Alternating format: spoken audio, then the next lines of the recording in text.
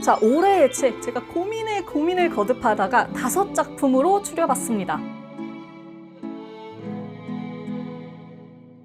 안녕하세요, 공복이 여러분, 공백입니다. 드디어 올해의 마지막 영상으로 여러분을 찾아뵙게 됐습니다. 바로 2024년 독서 총결산 연말 독서 정산입니다. 제가 한 해 읽었던 책들 중에 정말 좋았던 책을 고르고 골라봤거든요. 모쪼록 즐겁게 봐주셨으면 좋겠습니다. 그럼 바로 시작해볼까요?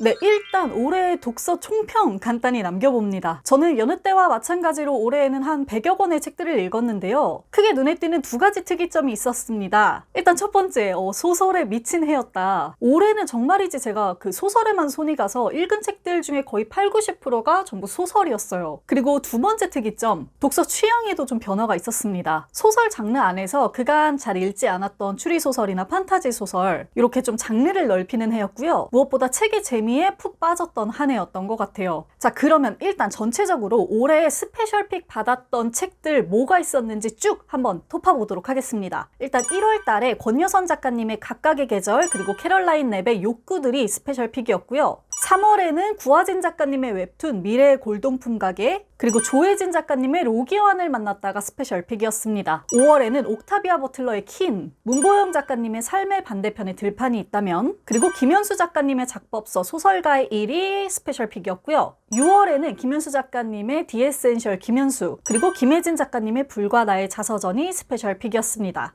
7월의 스페셜픽은 뒤렛마트 희곡선, 그리고 김원영 작가님의 온전히 평등하고 지극히 차별적인, 그리고 다카기 나오코의 만화책 마라톤 1년차, 2년차가 제 스페셜픽이었어요. 8월에는 안온 작가님의 1인칭 가난, 10월에는 조혜진 작가님의 단순한 진심과 한야 야나기하라의 리틀 라이프 1권이 스페셜픽이었습니다. 11월에는 앨리스 피터스의 유골에 대한 기이한 취향, 그리고 백온유 작가님의 경우 없는 세계, 그리고 정유정 작가님의 지니가 스페셜픽이었고요. 얼마 전 12월에는 레베카 야로스의 포스윙, 비키 바움의 크리스마스 잉어, 임지은 작가님의 이유 없이 싫어하는 것들에 대하여가 스페셜픽이었습니다. 100여 권의 책들 중에서 21권의 스페셜픽 도서가 있었는데요. 이제는 대망의 올해의 책을 살펴봐야겠죠.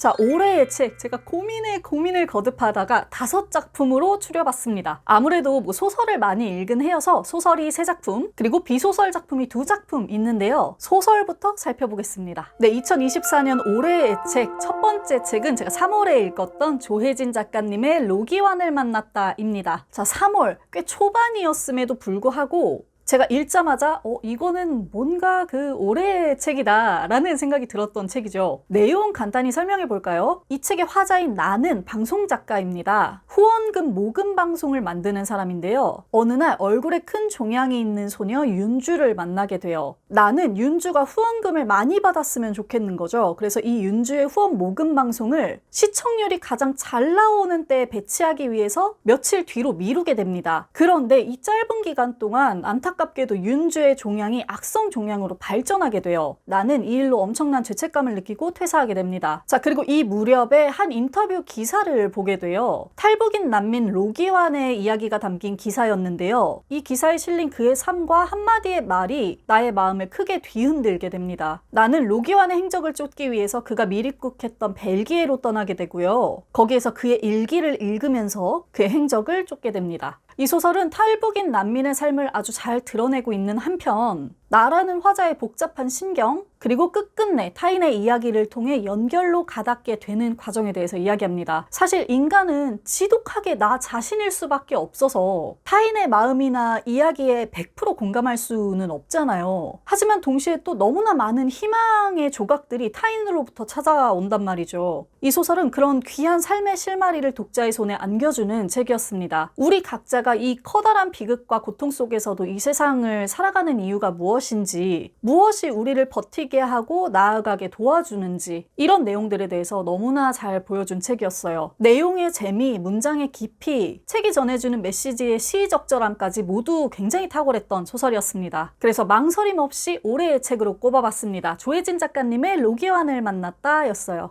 네, 올해의 책 두 번째 책은요, 김혜진 작가님의 불과 나의 자서전입니다. 이 책은 참 작고 또 길지도 않은 소설인데 읽고 나서 굉장히 자꾸만 신경이 쓰였던 책이었어요. 이 책은 대물림되는 빈부격차, 그리고 동네 간 격차에 대해서 이야기하면서 동시에 그것을 자꾸만 갈망하게 만드는 이 사회에 대해서 아주 잘 잡아낸 소설이었습니다. 내용은 이렇습니다. 주인공이 살고 있는 집은 원래 굉장히 남루한 달동네에 있었습니다. 그런데 이 달동네의 일부가 근처의 부촌으로 행정 편입이 돼요. 그러면서 이제 주인공 가족이 얼떨결에 달동네를 벗어나서 다른 동네의 주민이 되어버린 거죠. 부모님은 과거에 자신들이 그 달동네에 살았다는 것을 아주 지워버리기라도 할 것처럼 선을 긋는데요. 이 와중에 주인공은 달동네로 이사온 한 모녀와 인연을 이어가게 됩니다. 이 모녀는요, 달동네를 벗어나고 싶어 하거나 부끄러워하는 것이 아니라 자신들이 살고 있는 이곳을 좋은 곳으로 만들기 위해서 아주 고군분투해요. 그리고 그런 모습이 주인공에게는 굉장히 강렬한 인상으로 가닿게 됩니다. 하지만 이 모든 것을 뒤흔드는 사건들이 연이어 발생하면서 주인공은 대를 물려가면서 주입되는 욕망과 빈부격차를 실감하게 됩니다. 이 소설은 진짜 완전 하이퍼 리얼리즘, 너무나 지금 세대의 이야기였어요. 소설에서 계속 수면 위로 드러내고 있는 게 이 부동산을 통한 신분 상승의 욕구, 빈부격차의 양극화, 이런 거거든요. 이런 거는 사실 지금도 굉장히 가속 심화되고 있다고 느끼거든요. 그런 상황 속에서 이 소설이 주는 굉장히 다급하고 절실한 마음이 잘 느껴졌습니다. 요게 출간된 지 그래도 한 4년은 됐어요. 신간이 아님에도 불구하고 무척 시기적절한 책이었고요. 그래서 이후에도 오랫동안 장수할 것 같다는 생각이 들었습니다. 올해의 책, 그 두 번째로 김혜진 작가님의 불관화의 자서전 소개해봤습니다.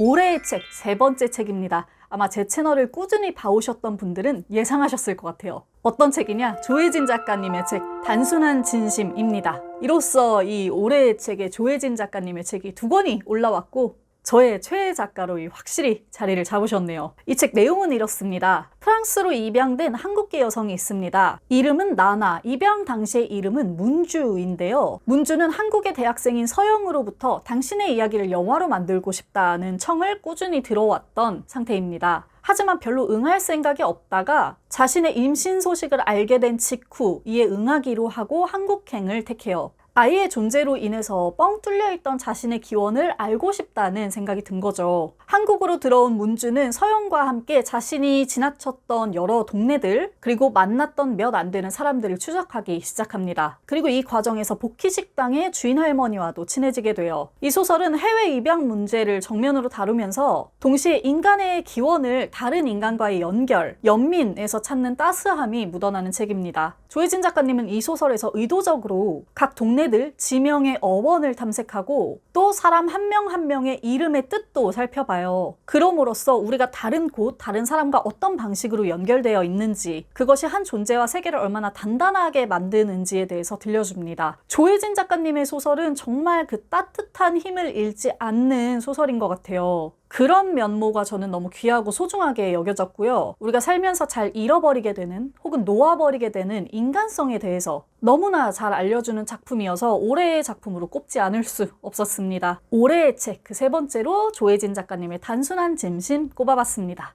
자, 올해의 책으로 3편의 소설을 소개했고요. 이제는 비소설, 그 중에서도 산문집을 하나 꼽아봤습니다. 어떤 책이냐? 문보영 작가님의 산문집 삶의 반대편에 들판이 있다면입니다. 보시면 진짜 거의 모든 장을 접었어요. 그만큼 문장 하나하나가 너무나 힘이 있었던 책이었습니다. 이 책에는 문보영의 아이오와 일기라는 부제가 붙어 있는데요. 작가님이 작가 프로그램을 통해서 아이오와에 체류하던 시기를 그리고 있습니다. 이곳이 이제 여러 국가의 작가님들이 모이는 자리라서 자연스럽게 인간의 위치와 이중 언어에 대한 이야기가 많이 언급되거든요. 저는 평생을 한국에서 살았고 한국인들 사이에서 한국말로 얘기를 했고 한국어로 된 책을 읽고 한국어로 글을 썼잖아요. 뭐 앞으로도 높은 확률로 그럴 것이고요. 그런데 문보영 작가님처럼 지금 이 공간에서 내가 딱 벗어난다면 처음으로 외부에서 이 모든 것을 바라보게 되는 거죠. 위치와 시점의 변화가 만들어낸 새로운 나, 혹은 더 깊은 나, 내가 몰랐던 나. 이 산문집은 이런 테마의 글들로 가득 채워져 있습니다. 또 외국에서 교류하는 다양한 작가님들의 이야기를 듣는 것도 굉장히 신선한 자극이었고요. 좋았고요. 일기와 시, 삶에 대한 작가님의 이야기를 듣는 것도 너무나 즐거웠어요. 문보영 시인님은 줄곧 일기 형식으로 된 산문집을 펴왔는데요. 글이 워낙 귀엽고 독특해요. 위트도 있고 그렇게 재밌어서 이렇게 피식피식 웃으면서 보다 보면 갑자기 머리를 꽝 얻어맞는, 가슴이 팍 조여지는 그런 지점들이 나오거든요. 이런 완급을 온몸으로 겪으면서 느낄 수 있는 소중한 산문집이었습니다. 그래서 이렇게 올해의 책으로 꼽아보게 됐습니다. 문보영 작가님의 책 삶의 반대편에 들판이 있다면 이었습니다.